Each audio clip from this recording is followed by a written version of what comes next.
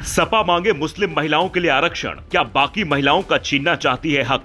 शाह और अखिलेश की सदन में हुई तगड़ी बहस। स्पीकर ओम बिरला ने पढ़ाया नियमों का पाठ।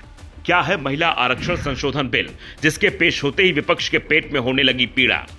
समाजवादी पार्टी इस देश को कहां ले जाना चाहती है? क्या तुष्टीकरण की राजनीति के चक्कर में सपा के नेता नियमों को भूल चुके हैं? क्या इसीलिए वो देश की संसद में खड़े होकर मुस्लिम महिलाओं के लिए आरक्षण की मांग कर रहे हैं?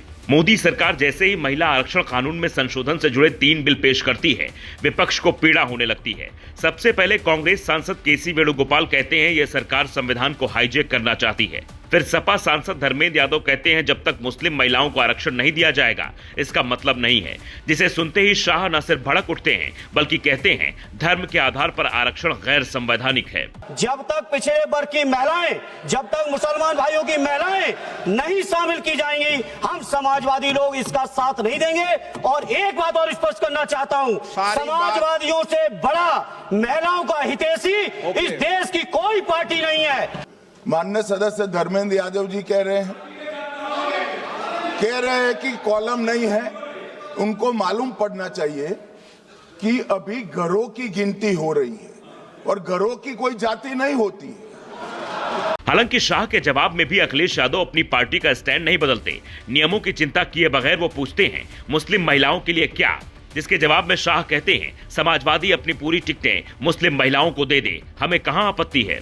हो सकता है उन्होंने धर्म की बात कही हो, लेकिन पूरा देश आदि आबादी को आरक्षण चाहता है। अध्यक्ष महोदय, मैं माननीय मंत्री से जानना चाहता हूं क्या मुस्लिम महिला आदि आबादी में नहीं आती नहीं होनी ना देंगे। समाजवादी पार्टी सारी टिकटें मुस्लिम महिलाओं को दे दे, हमें कहां आपत्ति है, हमें कोई आपत्ति नहीं है। चलिए अखिलेश जी, जब पूरी डिबेट सर नहीं सर।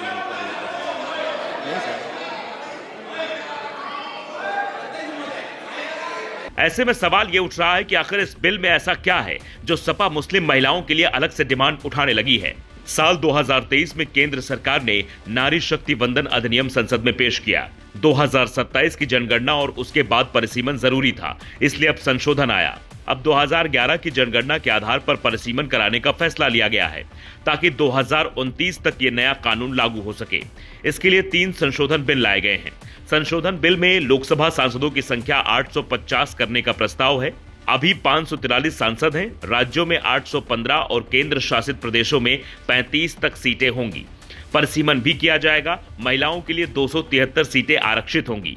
संशोधन बिल परिसीमन महिला आरक्षण से जुड़ा है, लेकिन अब विपक्ष इसका भी विरोध कर रहा है, जबकि महिला आरक्षण में किसी जात या धर्म की बात नहीं लिखी है। फिर विरोध क्यों, ये बड़ा सवाल बना हुआ है।